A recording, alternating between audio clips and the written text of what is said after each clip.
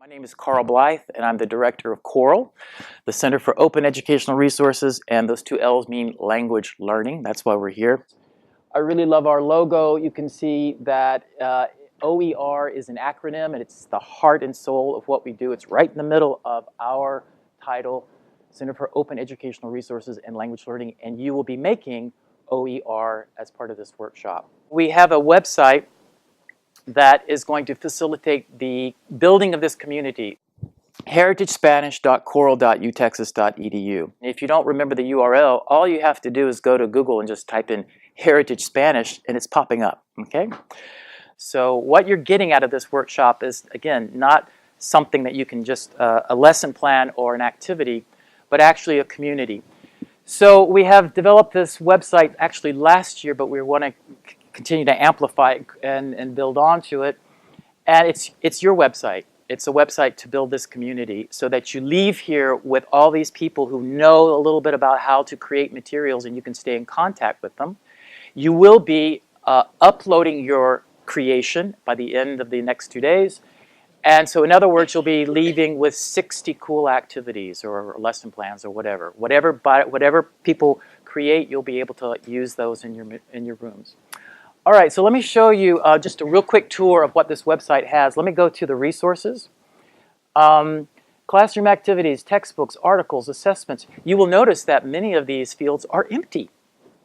But from last year, this is what people said, this is the kind of information that we want. We want a bibliography of articles about.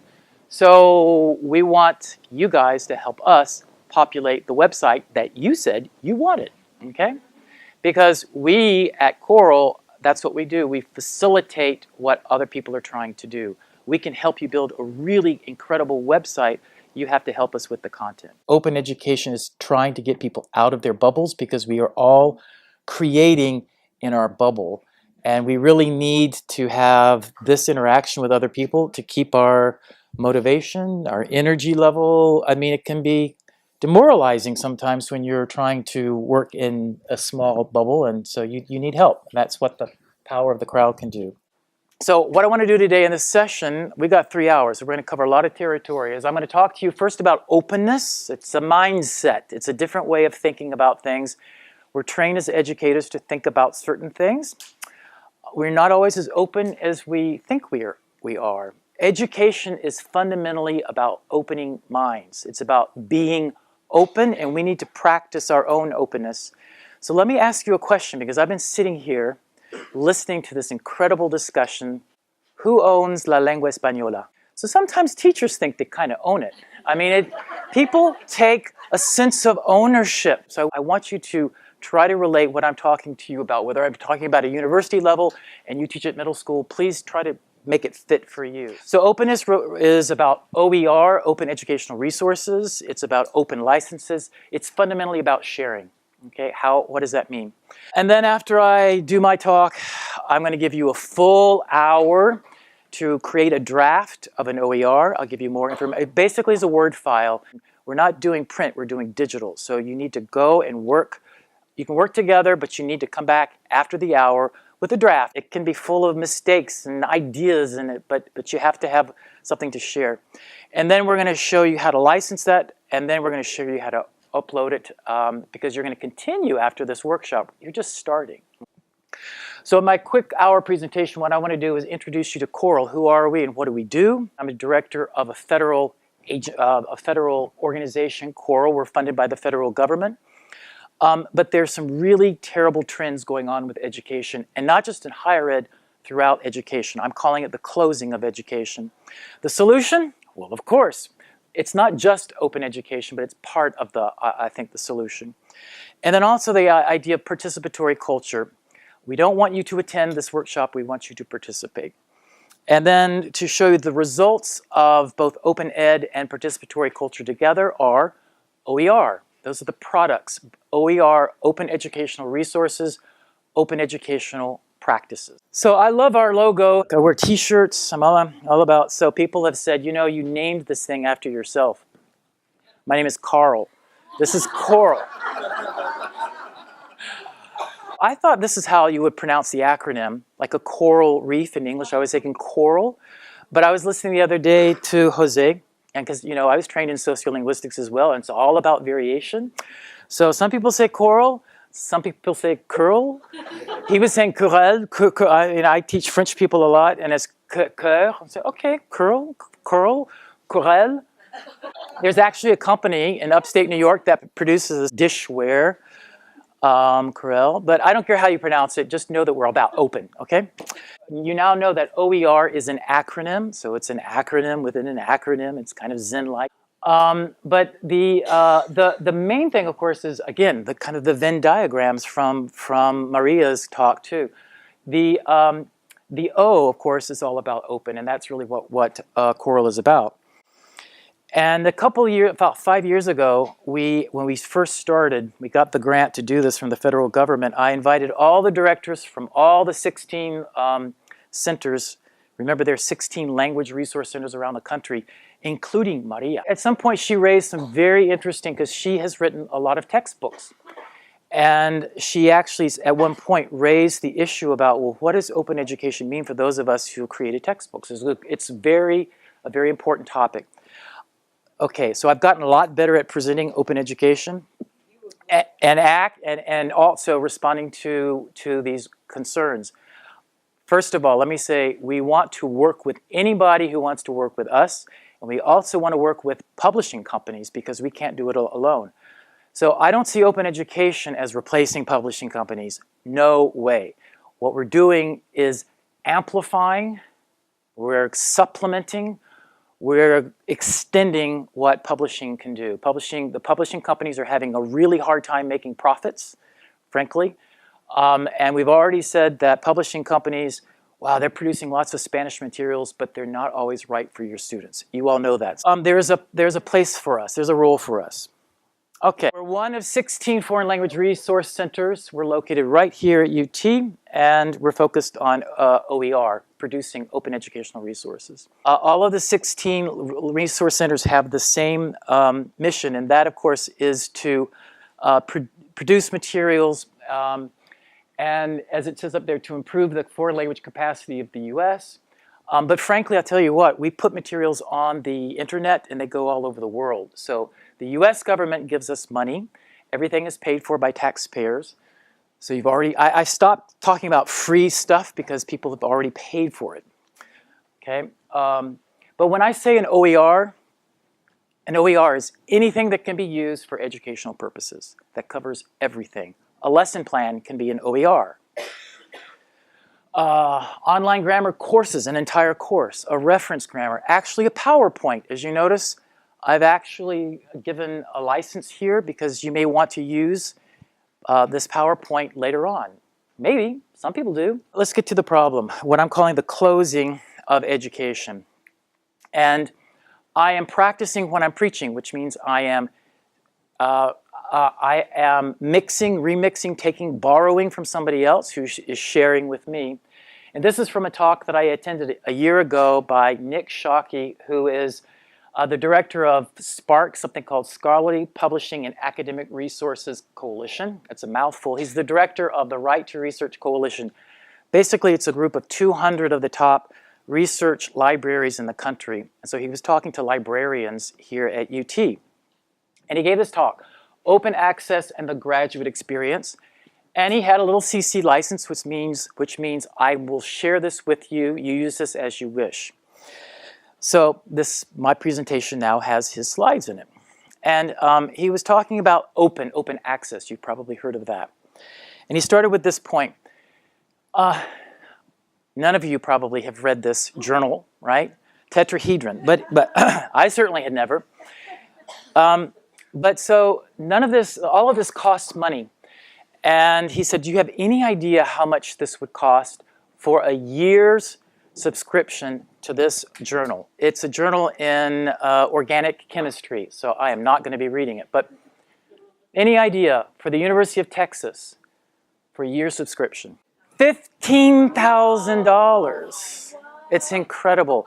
This is so you can see right away why many institutions will never be able to afford this, okay? Now, Harvard University, they actually, Tetrahedron, they actually charge Harvard because they're rich and they can pay.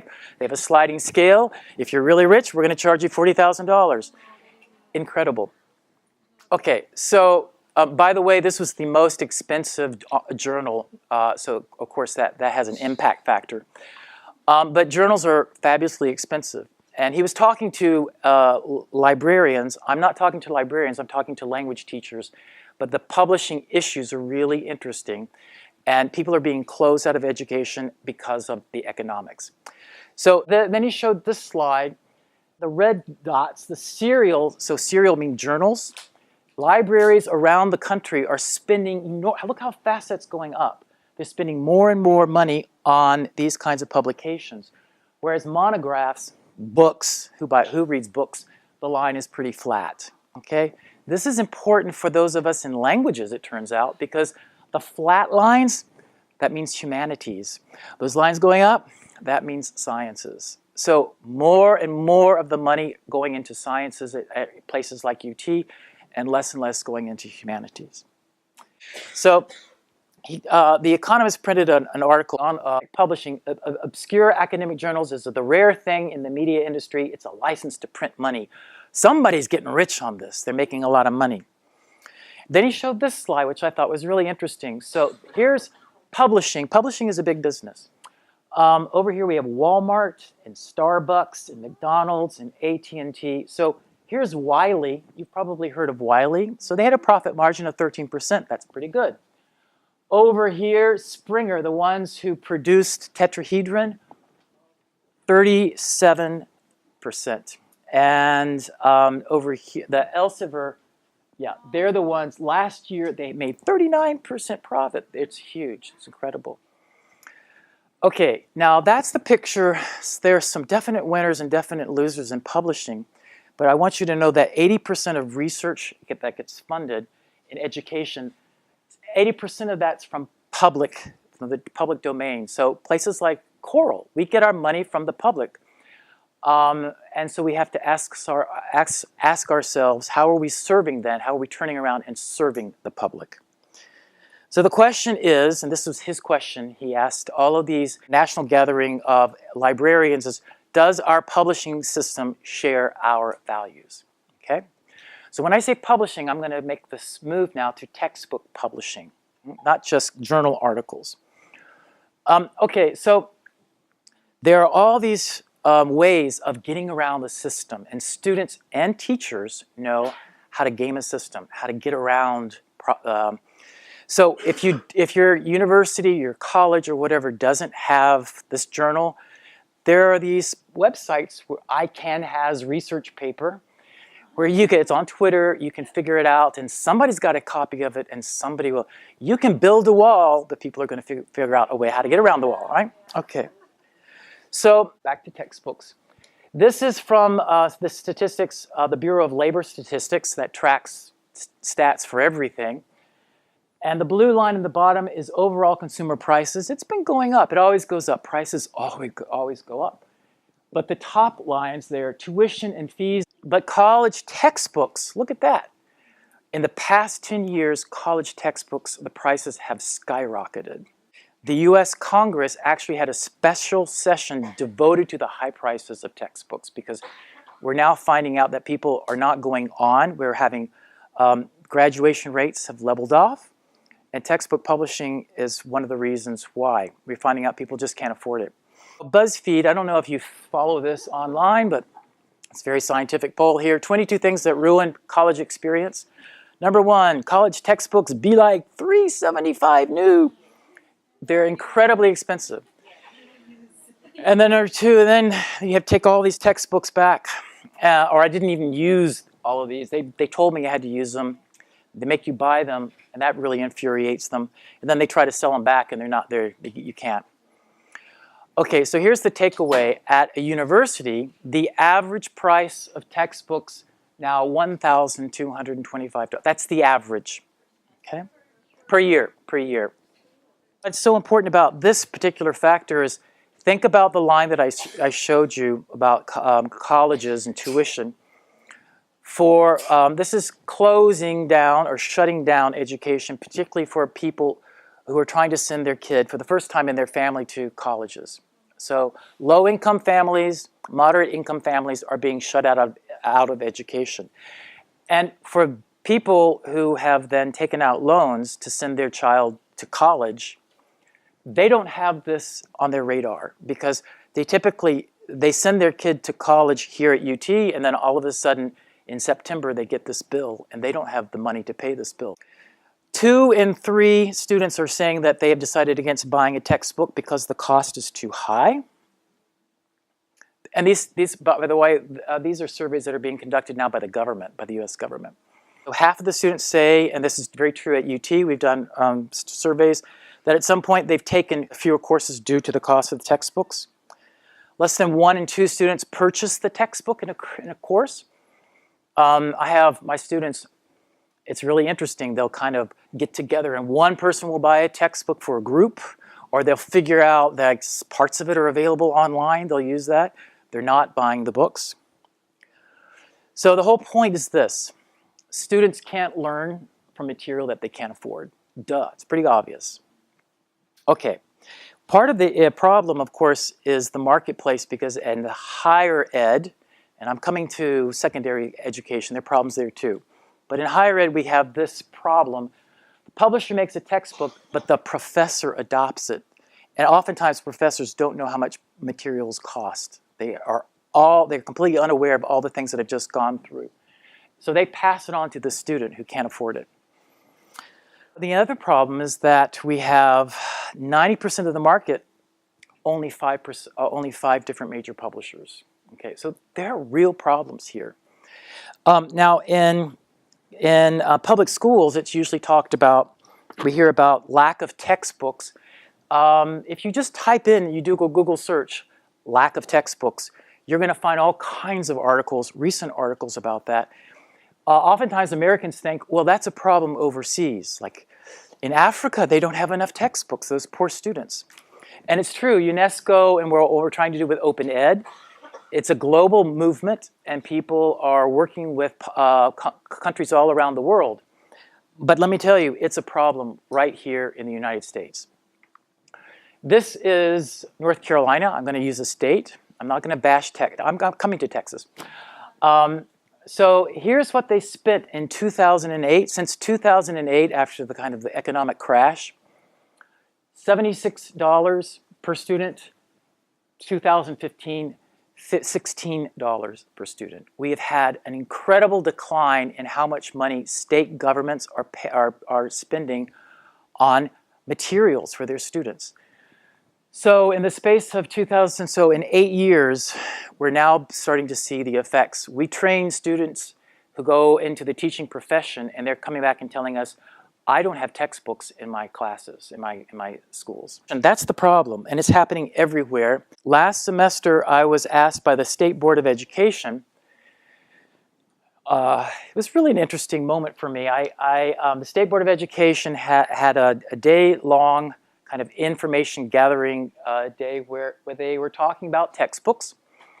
And you know that Texas has a reputation, I'll say it like that. It was a very interesting moment for me because there were about 15 people in the room, and they invited different educators. And with the focus of the day was to look at the impact of digital publishing on textbooks. And so all the big publishers were there, coats and ties, and then a couple of college professors. Usually we were wearing t-shirts, or maybe not. I was trying to dress up a little bit, but not the coat and tie. Anyhow, so they were asking us questions, and I was there to talk about open education.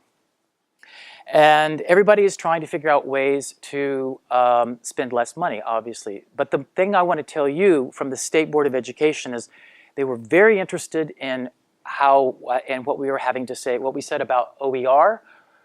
But the one thing that really scared them was when I was talking to them about how they liked the idea that OERs were free and cheap, and that's great. But the idea of adaptability and giving power to the teachers was very scary for these people. In fact, I one of the state legislators asked me, she said, you mentioned that they can go in and adapt and create and change these materials. I said, that's right. But you don't want them to change the curriculum, right? Okay. So my point is, we can do so much better with materials that are already available. What I want to tell you is that we, together, juntos, we can do better. So let's take a look at the solution. And for that, I want to show you a little video.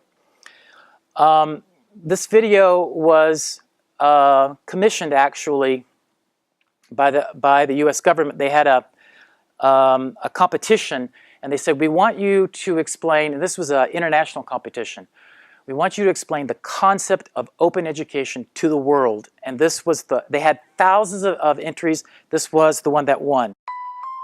Education is vital. It enriches our lives, sustains our communities, and helps us grow into the future. At least, that's the idea. Truth is, education as we know it is failing millions around the world. Take Tando, for example. He's a bright kid with big dreams, but the education he's getting is holding him back. You see, Tando's school can't afford the latest learning materials, so he has to work with textbooks that are completely outdated. To make matters worse, Tando's teacher is also left using outdated information, often without even realizing it. And even if he manages to overcome this and gets into college, the cost of all the lessons, books, and notes he needs will land Tando in a pile of debt. It's not just Tando. This situation is being replayed in schools and colleges all around the world. So much for education for all. So how can we fix things? The answer lies in open education.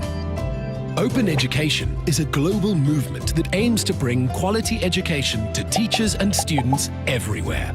The basic idea is to put top-notch learning materials on the web that anyone can access for free.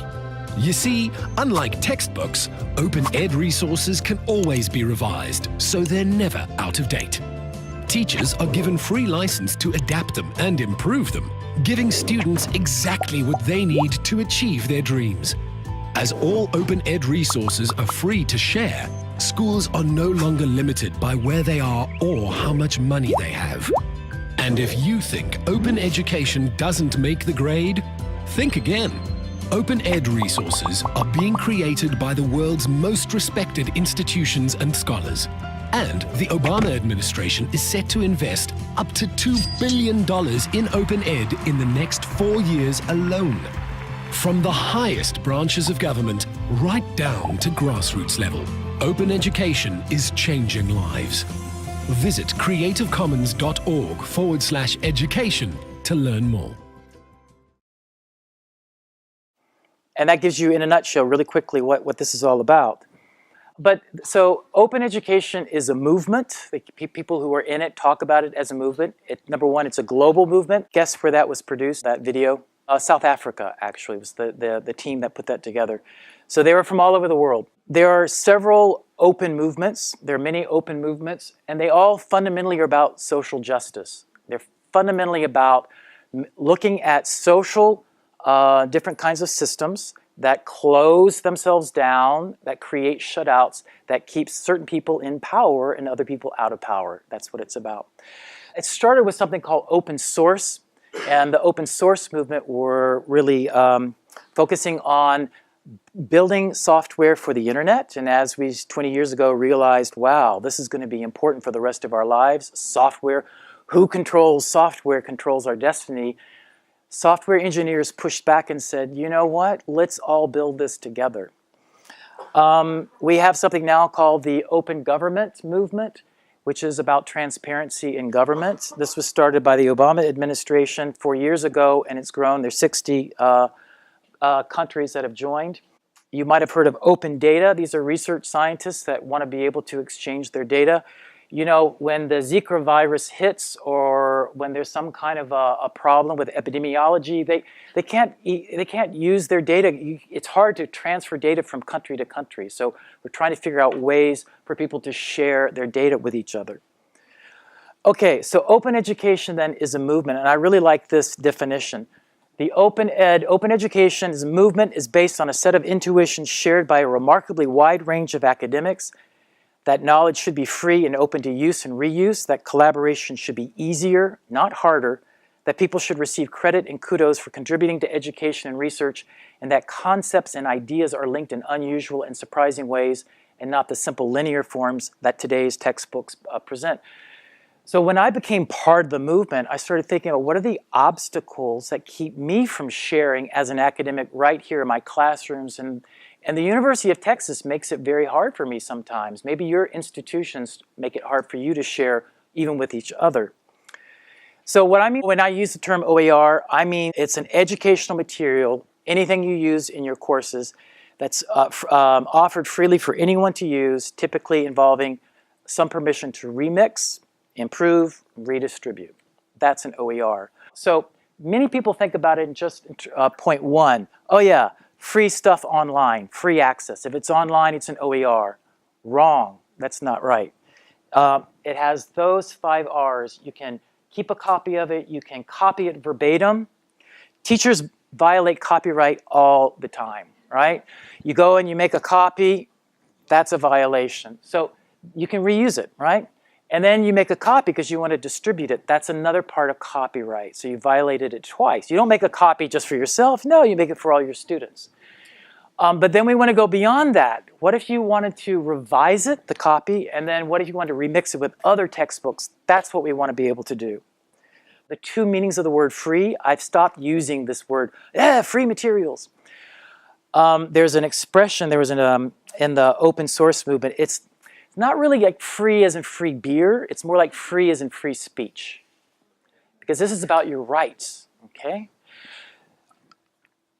So this all really works because of this thing, and it's the 2 C's in the circle stands for Creative Commons. So let me jump off and show you another little video. We need to talk about sharing, and I'm not talking about taxi and hotel apps. I'm talking about real sharing, the kind my mother taught me about. Turns out, sharing isn't just good for the playground, it's also good for grown-ups. Community, collaboration, and sharing are at the heart of human advancement. These values built the web we love. The idea that evolution is nothing more than a selfish struggle for survival is utterly, spectacularly incomplete. It appears we need each other after all. Harvard researcher Martin Novak calls it the snuggle for survival. We are hardwired for sharing. When we share, everyone wins, the giver, the receiver, and our communities. Studies have shown that with just a few sharers in the mix, they will inspire an entire culture of sharing. Now, if sharing is at the core of successful societies, then why do we have some of the most restrictive copyright laws in history? The commons is an idea as old as we are, but today, most of the world's creativity will be locked away for decades, even for those who want to share. You already know Creative Commons. You've seen our logo on Wikipedia, YouTube, Medium, Flickr, and more. We're even in the New York MoMA's permanent design collection. Every day, creators, institutions, nonprofits, and governments use our licenses to switch copyrights, all rights reserved, into CC's, some rights reserved. We are now the steward of a global commons, a universe of free and open content shared under simple terms that can spark new ideas and solve global challenges. Creators have shared over 1.1 billion works, including NASA's iconic images, educational materials in every subject, scientific research, government open data, 3D models, and more. But quantity isn't the key issue. We need the commons to be vibrant, usable, collaborative. Creators need to find the best new works, share feedback, give gratitude, get analytics, and build networks around their interests and passions. It's time to light up our global commons. Now this is where you come in.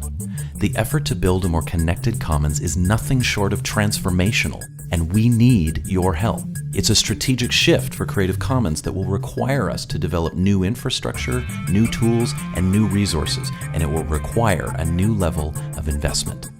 That's why we're launching our most ambitious campaign to date. And we're off to a great start, but we need you to tip the scales. Remember those first few who share? They will inspire a culture of sharing where everyone wins, the giver, the receiver, and our global community. Help us light up the global commons. Help create a world that is more accessible, equitable, and full of innovation. Visit creativecommons.org/remix and join the movement today. Okay, so I hope you want to join the movement. And another, what you're going to do, and in order to join the movement, you have to understand a couple things about the licenses, Creative Commons licenses. And that's where I was telling Sonia, she wants to share. She told me she wanted to share, so this is key. Let's take a look then at the notion of the Creative Commons. So the C in the circle means copyright. 2 C's in the circle means Creative Commons. And so it's the shift from all rights reserved to some rights reserved. And copyright is actually plural, because when you think about it, some rights, plural, reserved, or some rights means that you break copyright into these different parts. Attribution. Everything that educators do, they should get credit for, okay? That means attribution. I point back to Janina, and I say, Janina created this. She created the original. Or Maria, right? And I'm going to give credit to them. Then, do you give me the right to make a derivative? Can I change it a little bit? That's the notion of a derivative. Can I take my derivative and sell it? That's the notion of making it commercial. And then can I tell you what to do later on with subsequent products?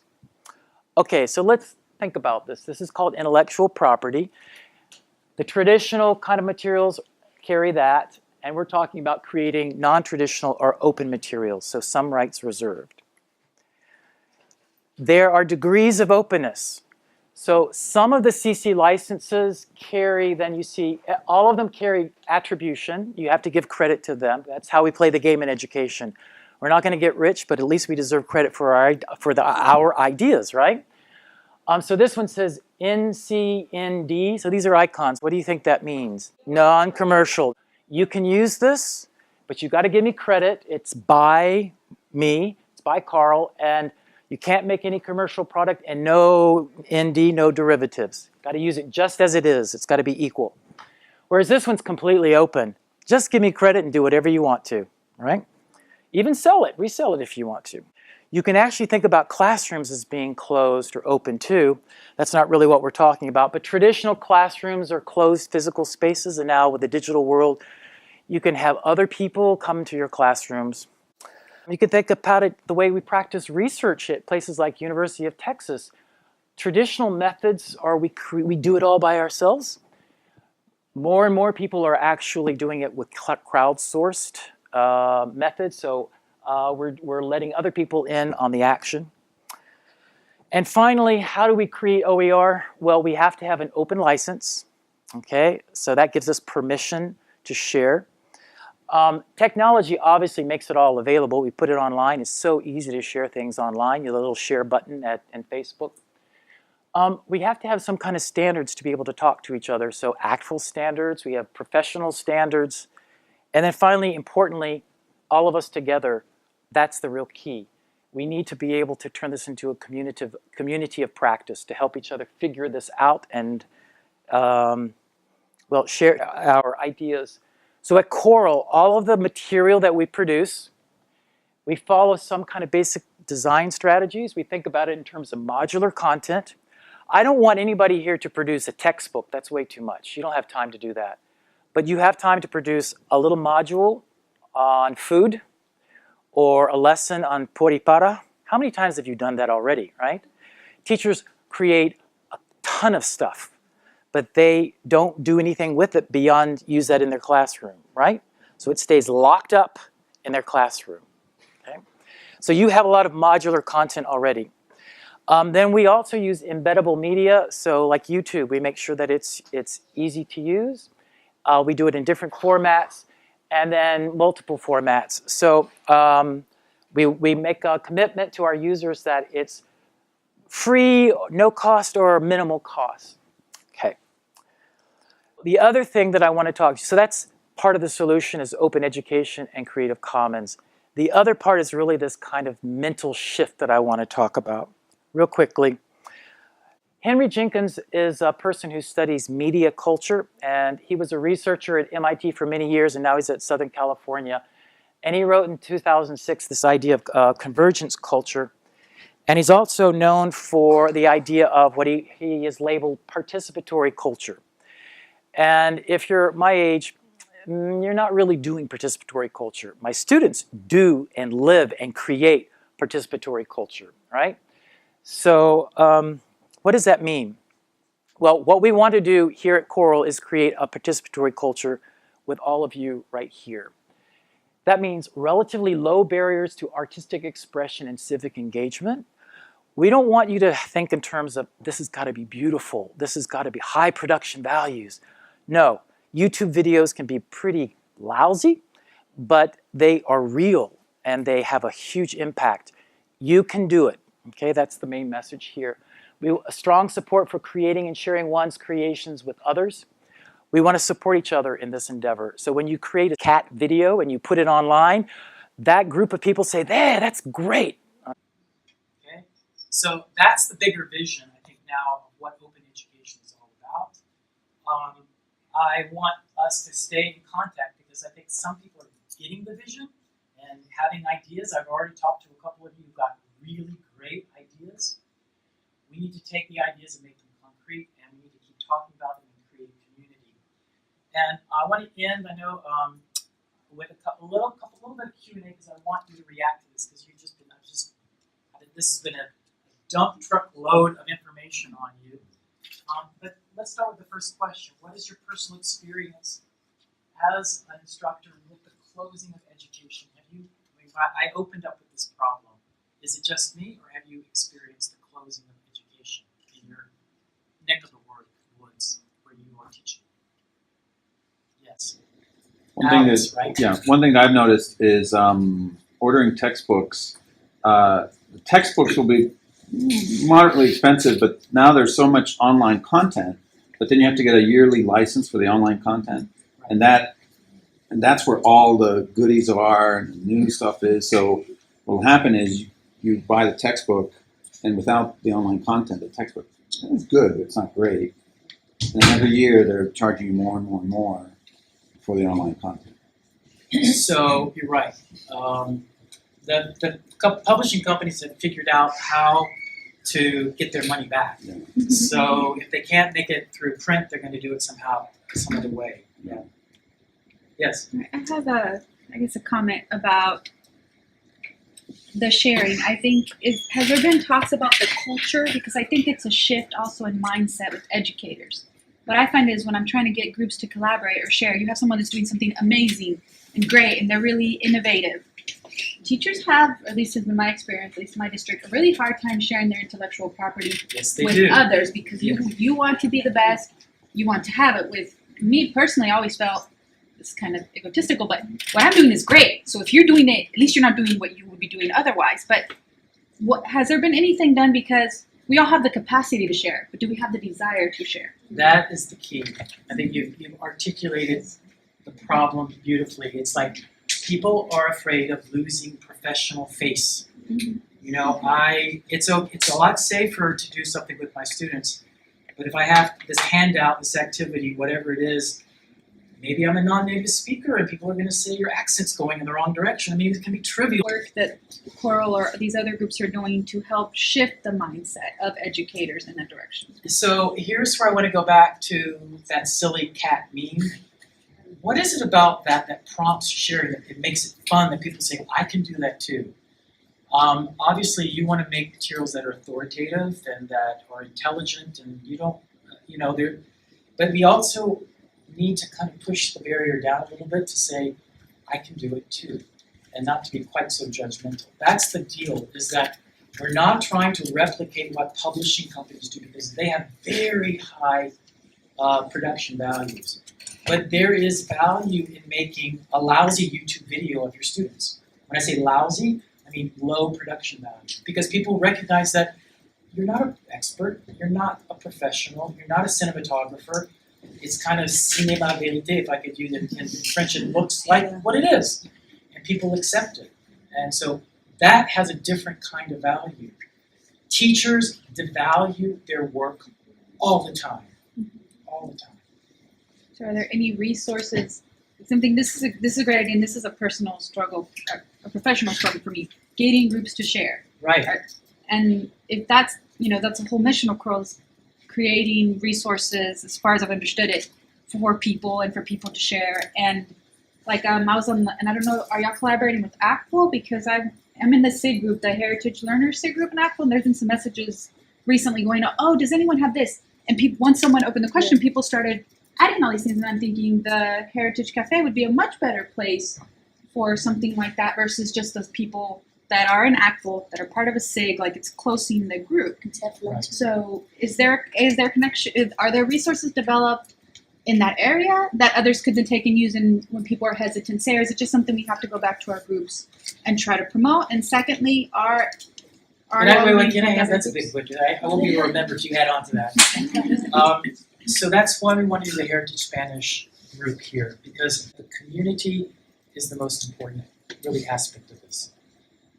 We lower the barriers of expertise, and we are all interested in helping each other out. Okay, because we're learning how to do this. All of us are learning how to do this. Okay, you have to get a group of people though that kind of buy into that, and that's what's missing a lot of times. When I don't want to put this document out to the world, that's a very face-threatening act. So we have to have something in between. I'm going to be an author, a professional author that will have a team of experts and cinematographers and people who will check to make sure that the accent's going in the right direction, copy editors, all that kind of stuff. And nothing, right? So that's what we're trying to do here.